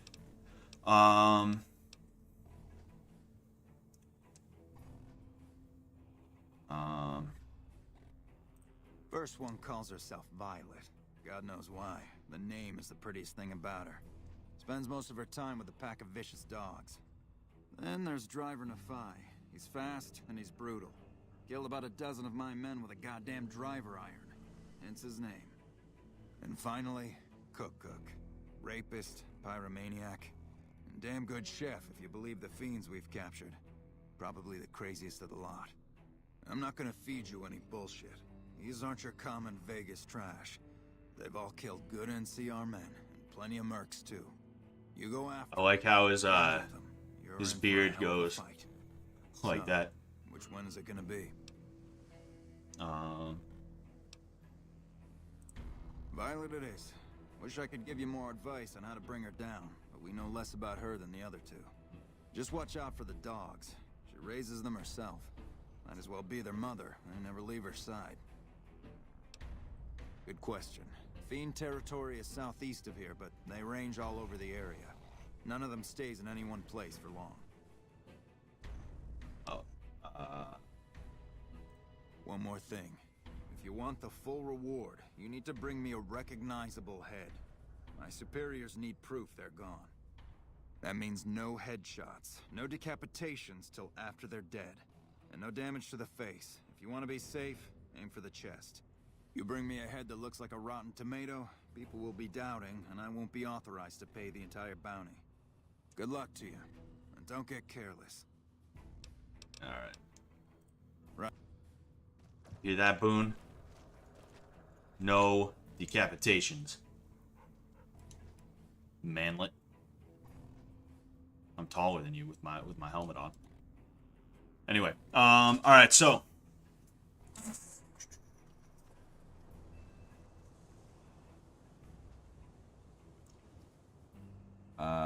so we have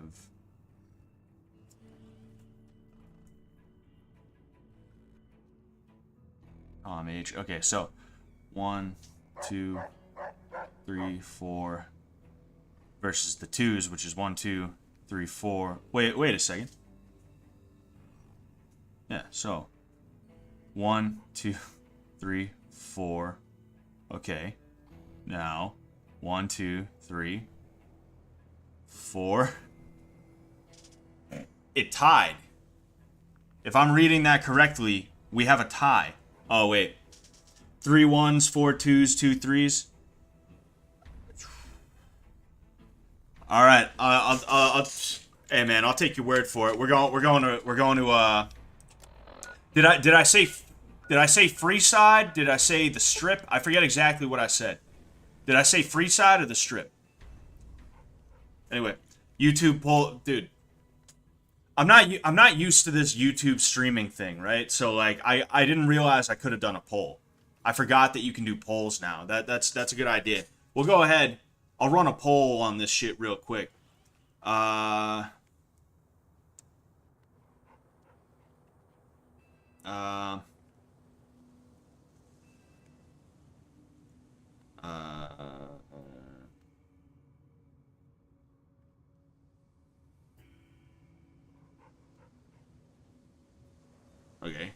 How do I run a poll though is the issue. All right, whatever. I'm gonna take your word for it, okay? But free side, all right. Oh, somebody's in for it. We are officially in free side, so the first person I see is gonna get murked. I don't care if it's a king or not. I believe there's some people over here. I could be wrong though. I might have been wrong. Yes, I was wrong. Okay.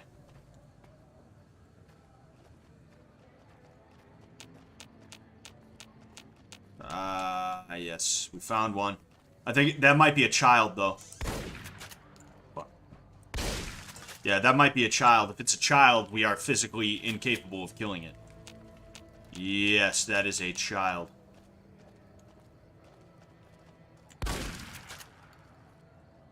Thanks, mister. No problem. Alright. Everybody cleared out. Everybody cleared out because they're like, oh, shit. This is Copper Cab, right? Nah, I'm better than Copper Cab. My hair is redder than Copper Cab's. I also haven't tapped out to baldness yet. Keyword yet.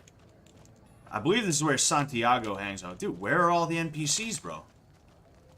I thought this is where Santiago hangs out. Or I think his name's Rotface or some shit like that. The mutant with the fucked up face. The ghoul with the fucked up face. Not that they don't all have fucked up faces. Oh, that's a free side thug. I'm not gonna count this guy because he's a thug, right? He's literally, he would try to rob me if I wasn't, you know, scary to him.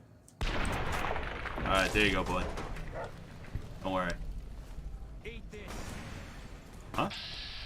Oh, look, another free side thug. Wow, it's like they're in a union together or something like that. They stick up for each other. Alright. There's one. We're just executing the shit out of him. Ooh, Dixon. This is going to be a good one. Because I don't like Dixon. He's a degenerate drug dealer. Actually. I want it to hurt. What? Oops. Damn, I just got chatted on by Dixon. He's like, I ain't even worried.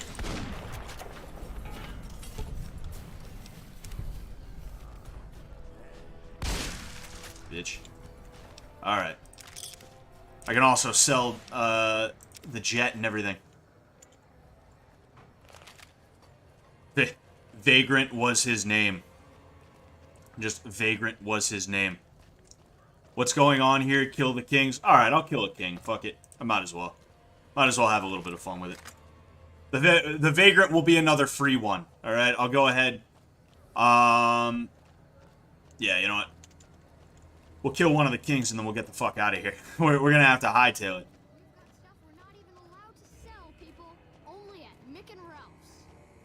Only at Mick and Ralph's.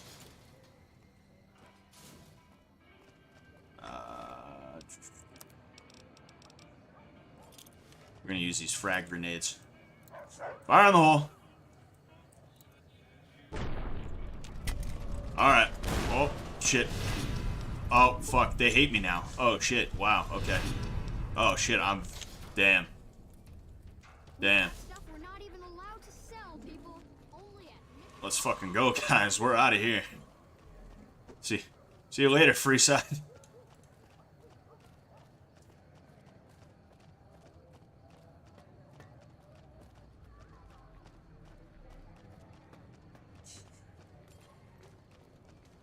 His buddy's just like, alright, whatever. Alright. So, oh,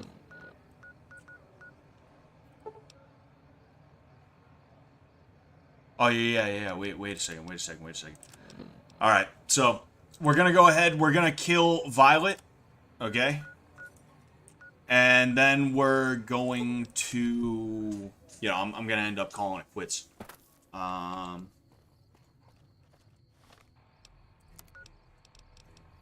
I'll take that cowboy repeater. Are we headed the right direction? Yes, we are.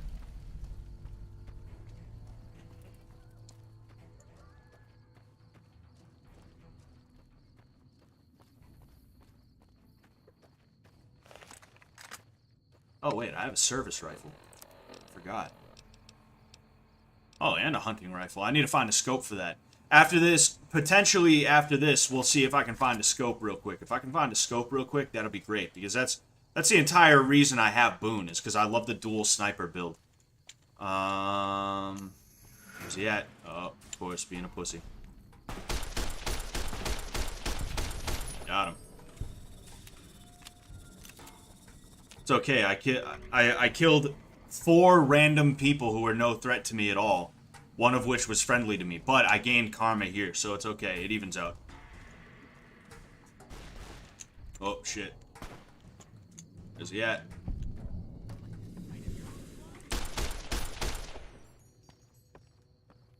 Is he running away? Run away like a little bitch. Oh, that's the, if you side with the Van Graff, that building that I just disrespected, that building is, I'm pretty sure that's the one that you meet the Legion in, and then you double cross them. Oh boy, the Rainier Award show is on tonight. Is anyone else excited? Is it on tonight? Who's nominated for what? I stopped following Vance, unfortunately. Why'd you stop following Vance?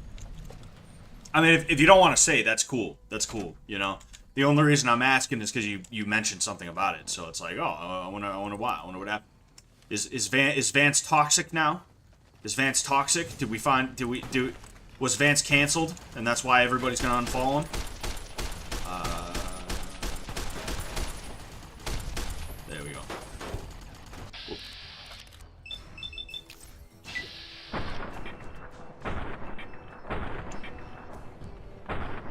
Just running away. Just blasting him in the back of the head. Ah, damn. That's gonna leave a stain. Yeah, it is. It's gonna leave more than a stain, you fucking idiot.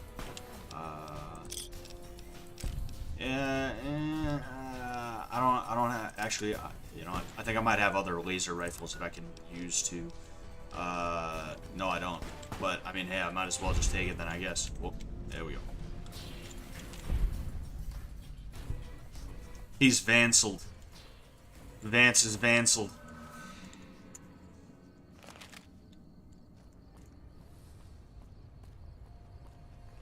I mentioned because the Rainier show is just his stream, no? I think so. I don't know. I haven't been able to keep up with Vance and Lance as much lately as I would like to, you know? Really any of the fish as much as I would like to. I've popped into a couple of Sylvia's streams.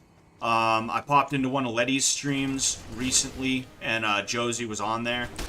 I think I might have popped into one of Josie's streams kind of recently as well, too. But it's like a 5-minute thing, tops. Like, I've been so busy with other things that I've been doing. I know what I'll do.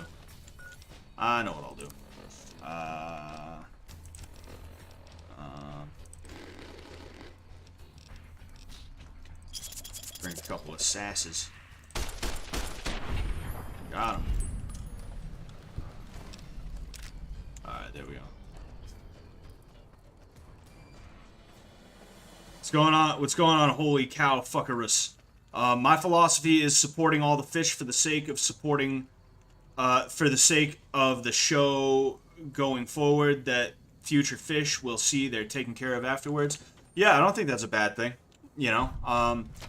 I mean, I want everybody to do well, man, you know? Like, in general. You know, oh, hey, here's Cook, okay. Whoop, fuck. Oh, shit. Damn, I keep hitting the wrong button. Alright, Cook, you fucking bitch. I gotta shoot you in the feet, so, you know. Anyway, it's hard for me to wish bad on anybody. Even like Hassan. Like, I don't wish bad on Hassan, right? Or Vosh, or iDubbbz, or even Anissa. I don't wish bad on them or anything like that, right? I don't wish bad on people that I know personally that I think are bad people or anything like that. Not even necessarily bad people, but are just like dickheads that I don't really like very much, you know? It's kind of tough for me to be like, oh, like, you know, I don't want you to do good or anything like that. And I'm not saying that's what you're doing, Rocky. I'm just saying, like, you know, I think it's a good thing to support them just because why not? You know, like, it'd be good to see them do well. I would love to see all of them have all their fucking dreams come true, you know? You know what? Oh, shit.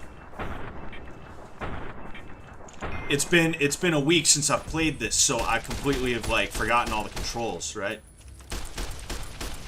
I'm trying to knock the... There we go. Oh, uh-oh. I was trying to knock the flamer out of his hand. There we go. We did it. Did both of them. All right. Cook's head. Take that, bad Larry. Yeah, you know what? I'll take the flamer. The incinerator can stay though. Okay.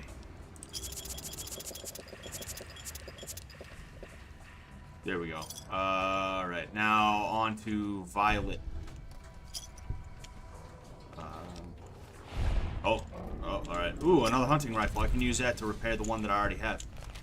Nice. The Fiends have a bunch of hunting rifles a lot of the time, so it's good to get the 308 and, you know, use it to repair whatever. Oh, they also had a shotgun round as well. No,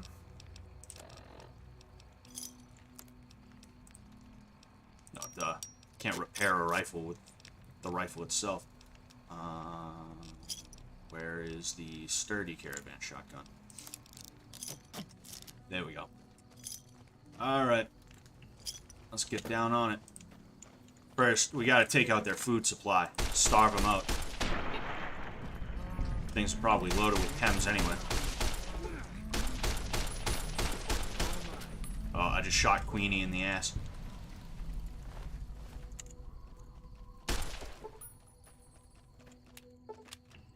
Oh man, I'm running low on the 5.56.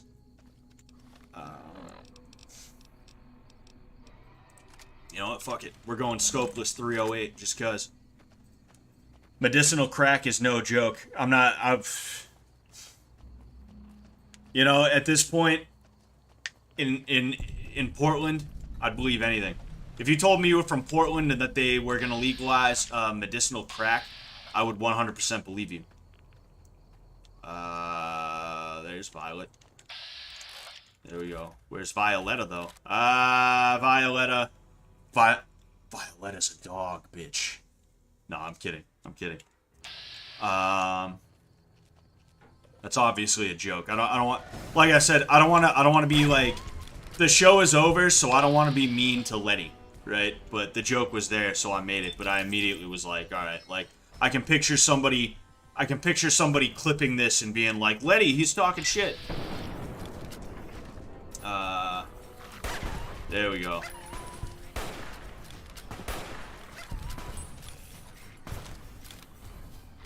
Alright. Oh, yeah. I like how you can target. Oh, hey, it's another hunting rifle. Nah, you know what? There we go. 95. Wow, 5%. That's that XCOM type shit. Get her, Rex. Oh, never mind, I guess.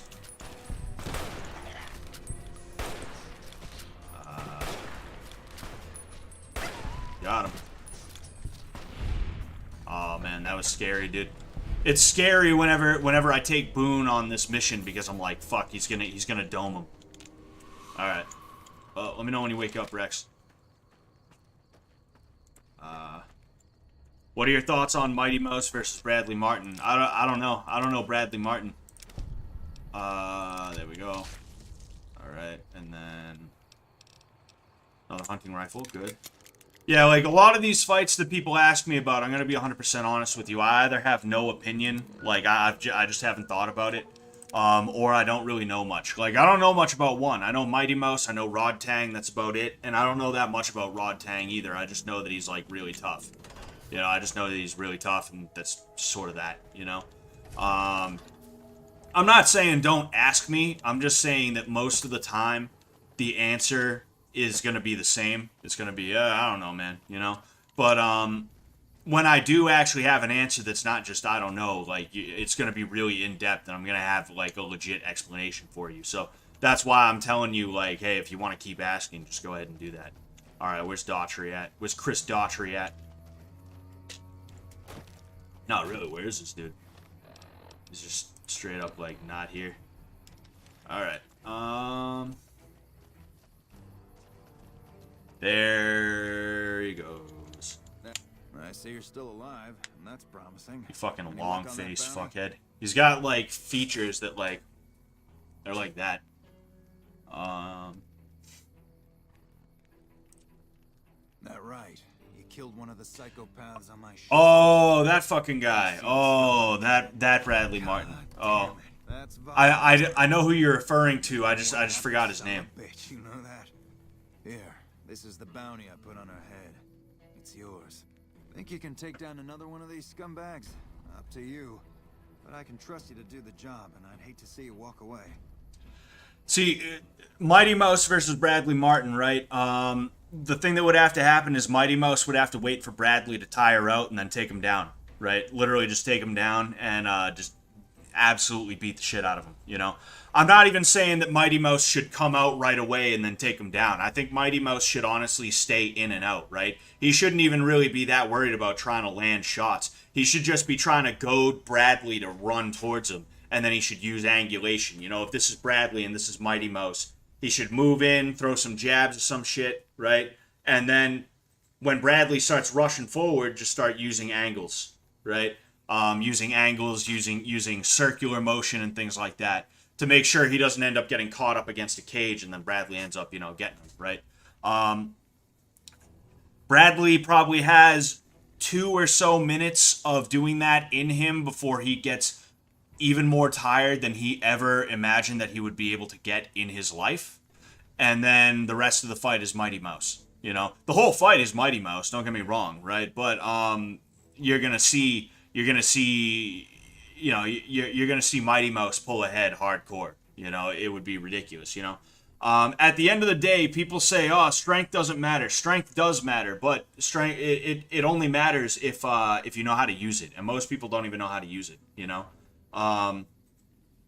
that's why you see, like, for countless years these dudes, like, you know, bodybuilders versus wrestlers and jiu-jitsu guys, and even bodybuilders versus strikers and things like that.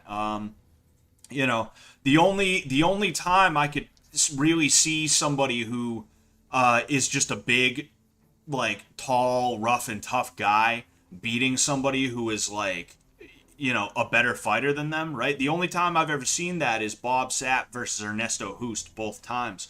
And I actually happen to think that both times were kind of a fluke. And not because Bob Sapp sucks or anything like that, right? I know he's a meme. But back then, he was fucking scary, dude. No, that was way before Bob Sapp started throwing fights. He was taking it as seriously as he could, right? He was trying to win fights back then. I do think it was a bit of a fluke, if I'm just being honest with you, you know? But, like, in addition to that, Bob Sapp was partially trained. He knew how to utilize his body, you know? Because that's part of what training is. It's not just learning how to throw a punch. It's also learning how to utilize what you have, what God-given attributes you have, you know? Some of us are quicker than others, so we're going to build our fighting and our tactics around being fast, you know? Some of us are more powerful than others, so we tend to build our style based around those attributes and things like that. You know, that's why George Foreman was different than Muhammad Ali, right? Muhammad Ali, like, I'm sure he was strong, but by heavyweight standards, he had pillows for fists, you know? That's what everybody said. They were like, he doesn't hit you hard, he just hits you a lot, you know? George Foreman, on the other hand, very big, wide, bullish dude. And because of that, he was really, like, the quintessential example of bully boxing, you know? The way Rocky Marciano fought, right? The reason you don't see many people fighting that way anymore is because there aren't many heavyweights that are under 6 feet tall anymore. I'm pretty sure Rocky was under 6 feet tall. If not, he was still an undersized heavyweight, like a very undersized heavyweight, to the point where people didn't think that he would actually be able to, like, do anything in the sport. Let's go ahead. Rocky Marciano height. 68 inches. Wow. Gee, thanks. Now I gotta do some fucking math here, don't I? Yeah, Rocky was 5'10" as a heavyweight. Think about how crazy that is. Think about how tall Tyson Fury is. Think about Deontay Wilder. Think about Anthony Joshua, the Klitschko's. Think of them, right? Some of the biggest names of the heavyweight division over the last 10 to 20 years, right? That's pretty wild to think that a 5'10" dude was knocking out heavyweights, right? Even if it was the 1950s. Like, he fought in a way that maximized his ability to take down dudes that were bigger than him and things like that. You know, dudes that were bigger, dudes that were faster, etc., etc. If Tyson Fury tried to fight like Rocky Marciano, it wouldn't benefit him. You know, that's just how it is. That's just what it is. You know, but the point that I'm making is that Bradley Martin doesn't know how to use his strength. He thinks he does because he spends all day in the gym, you know, doing this with a dumbbell, right? But he doesn't actually know how to use it for anything other than that. And you're gonna notice, right, when you take a bodybuilder and you tell him to throw punches, it especially shows in the hooks and the uppercuts. They tend to throw an uppercut, right? And I know it's tough to see, but they do that. They do that when they throw their uppercut, right? At the end of it. And it's because they have trained curls so much that it fucks up the hand-eye coordination. It fucks the neural pathways that they've created in their brain, right? Simply does not allow them to throw an uppercut, let's say, and certain other punches and to do other movements and things like that. They simply are not able to do it in the way that someone who doesn't weightlift but has been boxing their entire life does, right? You know, apparently this guy's character is that he is totally 100% convinced that he could beat up like fighters and stuff like that, just because he's so swole, dude. I don't know if he even believes that 100%. I think that may just be his way of clout chasing. Which, hey, you know, if it is, then all right, it's cool, I guess, right? Everybody's trying to make it on YouTube, right? Or whatever platform he's on, but. If it is legit, then he is extremely dumb. And I think deep down he knows that it's not true, which is why he hasn't fought anybody yet. If he was that serious about fighting, there's plenty of people who would fight him. You know? Fucking... and that's why he hasn't taken a fight yet. But, anyway. Didn't Rocky start boxing in his mid-20s? I believe he did, yes, if I remember correctly. I believe he did. But yeah. Anywho. You killed another one. Let me have a look at the head. Yeah, that's Cook. Ugh, did he always smell like this, even before he was dead? Sorry, one sec. And the fiends let this guy touch their food? Well, this is payback for at least one of my troopers. She'll be glad to know he's dead. Here's your caps. That's 2 psychopaths dead. If you can bring down the third, there's a bonus in it for you. You've got some. Gonna do this dialogue tree, then I'll answer a question that I just saw. Tough son of a bitch. You let him get close, and he'll take your head off. My advice is this: talk to Lieutenant Gorobets. He's in charge of Alpha Team, First Recon, snipers. If you're lucky, you can lure Nafai into the open, and the sharpshooters can bring him down. You bring me the head, you'll still get the bounty. It's a better bet than trying to take Nafai one-on-one, but it's your call. I ain't no bitch. Out in the yard, Gorobets coordinates our sniper teams. He's been gunning for Nafai for weeks now. Only thing he hasn't had is willing bait. Don't have enough troops to order anyone beyond the fence. Not anymore, anyway. You've gone after the fiends before. I don't have to tell you to keep alert. Good luck. Alright, anyway. We're gonna go ahead, we're gonna end it here. We'll get Nafai next week. You know, it's been almost 2 hours, so I just want to, you know, I'm gonna answer a couple of questions and then we'll, you know, we'll call it a day. I streamed for multiple hours yesterday, if I remember correctly, as well. So, you know, it's whoa, no. I want it here. Okay. Peace out, Chike Crusher. We won't go quietly. The Legion. Yeah, shut up, Daughtry. I don't care. Yeah, you know, I'll go ahead and I'll exit. And I will go to the video capture device. Yes, okay. So, could Tyson Fury lean out his body and would it make him a better boxer? Well, of course he could lean out his body. I don't know if it would have an effect on his boxing. Well, I mean, it definitely would, but he would probably get a little bit quicker. He would lose power, though. And at the heavyweight division, you don't necessarily want to lose power. The way that he fights is very specific for his body type, and that includes him being fat, right? That it includes him being a fat boy. So I'm not saying that he couldn't lean out his body, and he could make small adjustments, and it wouldn't be that much different from him being fat. But excuse me, but it's kind of a situation where it's like, if it ain't broke, don't fix it. He beat Deontay Wilder. I don't know of anybody who is gonna beat him. And granted, I'm not that literate in boxing. I'm sure there's somebody that somebody could mention who would probably have like a really, a really good, a really good handle on that. But like, I don't know of anybody that I could say would, like, with certainty beat him. But we'll see about that. Any upcoming fights you're really excited for? Yeah, I mean, I would like to see Pereira versus what's his name? Wow, I can't remember his name. I literally just forgot his name. It's because I haven't heard from him in a while. I haven't seen him in a while. The samurai dude. He was a football hooligan, and then he got into Bushido shit. I forget his name. I'm excited to see something like that. I'm excited. Strickland versus what's his face? Israel. Strickland versus Izzy. Sam versus Dr. Disrespect. I am excited for that, right? And yeah, I mean, there's a few different fights that I'm excited for. When it comes to boxing, I'll be honest with you, I don't pay that close attention to boxing in and of itself. I literally know more about influencer boxing than I know about the current landscape for boxing. Boxing is convoluted. Boxing is too confusing, right? And it's always been confusing for me. I've always sat there and I've been like, oh, this is the lightweight champ? Cool. Oh, but that's also the lightweight champ? Huh, that's weird.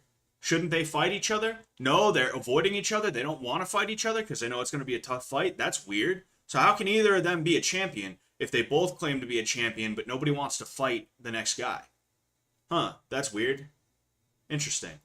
I don't know if I like that very much. Like, that's kind of how boxing has been for me for a long time, Boxing doesn't become interesting to me until 5 to 10 years after the fight takes place, right? Like, I love watching Tommy Morrison, right? I love watching Marvin Hagler. I love watching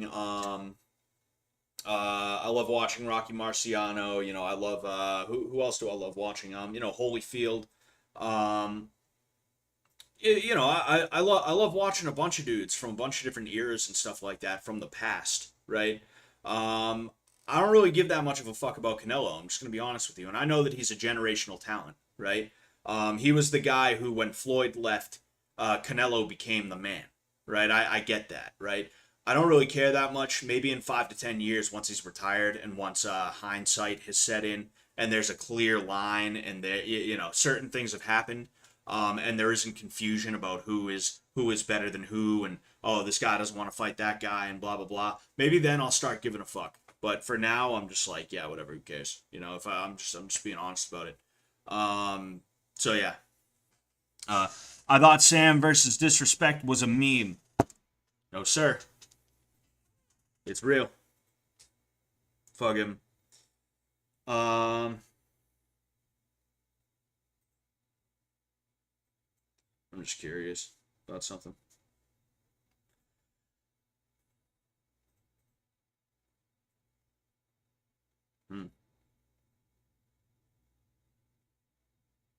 That's crazy. I'm just seeing if there's anything else before I head out of here. Bob Sapp is a good meme. Yeah, Bob Sapp is a fun MMA meme, but people forget there was a time where people were genuinely like worried about him, If I remember correctly, he absolutely mauled one of the Nogueiras. I don't think it was for a championship, and I forget if if one of the Nogueiras fought him and won. I just remember that it was like really bad, Let me double check that actually. He fought Hoost twice and he won both times by knockout, if I remember correctly. In fact, let's just look up Bob Sapp. I did B9B Sapp by mistake.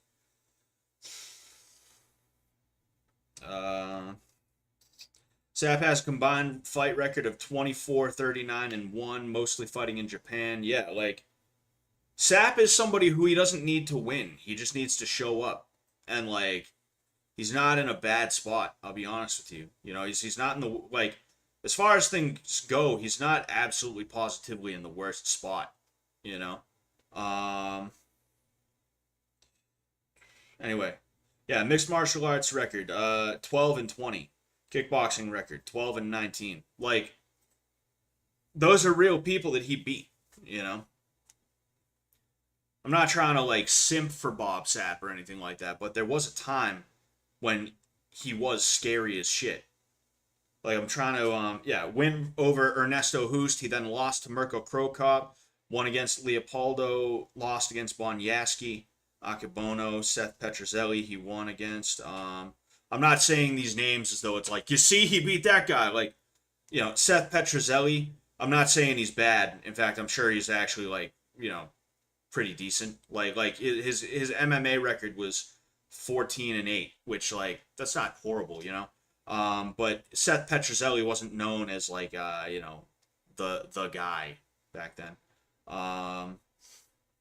Yeah, it wasn't until Hongman Choi that he just started losing fights just for the sake of it, right? Which is funny because Hongman Choi is kind of another version of Bob Sapp. He's the Korean version of Bob Sapp. He's really fucking tall. That's the only reason why he gets the fights that he does, you know? It's because over in Japan, they don't mince words. They look at someone like Bob Sapp and they're like, oh, big black man, oh. You know, that's what they do over there. Like, they don't mince words. They don't care how you feel about it. They're like, oh, there's a big black dude who's really fucking, like, jacked. Yeah, we want to see him fight. Whether he wins or loses, we want to see him fight. They're just honest over there, you know? Anyway, yeah, like, his MMA career. Yeah, he lost to Nogueira, right? It was a second round in Tokyo, Japan. Oh, yeah, second round, 4:03. I don't know if that's time left. I would assume that was 4 minutes and 3 seconds left, right? If I remember correctly, that was 10 minutes. The first round was 10 minutes, right? If that's true, that's pretty crazy, you know? Who else did he fight? I'm just wondering who he's beat. He fought Bobby Lashley. That's pretty crazy. He fought Sokaju as well. Yeah, like, you can see there's a point where it's like win-win loss. Okay, he lost to Nogueira. No shame in that. Win-win-win. Loss to Fujita. Not too much shame in that. Fujita was very tough. They called him Ironhead, you know. Win, loss, win, loss, win. And then at that point, he just racks up, like, mad fucking losses. Like, there was a point where he was fucking scary. There was a point where he was considered to be, like, a legitimate, like, competitor who was a threat to people, right? That it just is what it is, you know. Like, that's why, like, even though he's a meme now, like, I still try to put some respect on Bob Sapp's name. All right, because for one thing, he seems like a nice guy. I've heard him talk before. He seems like a cool dude, right? He reminds me of what's his face, Brock Lesnar, where it's like he's just a really big, jacked, scary looking dude, but when he speaks, he's like very calm and cool and collected, and he's actually pretty eloquent, right? Like, and I find that to be interesting, right? What's it called? Do you offer advice to Sam on Muay Thai? Yeah, I mean, when we train Muay Thai, which, you know, or when we talk Muay Thai, I talk about, you know, different things with him and stuff like that. I wouldn't say I'm offering him advice necessarily. We're just discussing technique and stuff like that. We haven't really trained Muay Thai like that yet, you know, if that makes sense. But yeah, anyway. Rocky stream, another damn, thank you, Rocky. I really appreciate that. That's the second time you've donated to me today. Thank you so much for that, man. You familiar with Miyamoto Musashi and his Book of Five Rings? He's a legendary swordsman from the 15th and 16th century who wrote a book that's like the Japanese Art of War. It's pretty short, but a must read. You know, I have heard of him. I forget if I've listened to his book or not. I'm sure that's on YouTube or something like that. I could probably listen to it. I should listen to it. Maybe I could listen to it and do like a review of it or something like that, you know? The thing about Miyamoto Musashi, right, is that you know, it's funny. I was actually going to publish a tweet about this, but I ended up deleting it because I felt like it was too long and convoluted. But the thing about Miyamoto Musashi, right, is that he basically won because he saw how long swords are, right? Like let's say a katana was this long, right? I know it's longer, right? He saw that katanas were all made to be this long, so he took the oar of a boat and made it that long. He basically just utilized reach, right? That's my understanding of Miyamoto Musashi, if I'm being honest with you. So I'm not saying that there's nothing good in his Book of Five Rings or anything like that. I should read it and I should do a review of it maybe, or a book report. I'll do a book report on it or something like that, right? But it's funny when I think of Miyamoto Musashi and certain other people, like the Red Baron, right? Legendary fighter pilot, right? Everybody has heard his name. Everybody's bought his pizza when they were down on their luck, right? I didn't know this until I listened to Count Dankula talk about it. The way the Red Baron worked was he would find where the sun is in the sky, and he would end up flying towards it and then flying away from it, right? So if I am a plane, right? You know what? I'm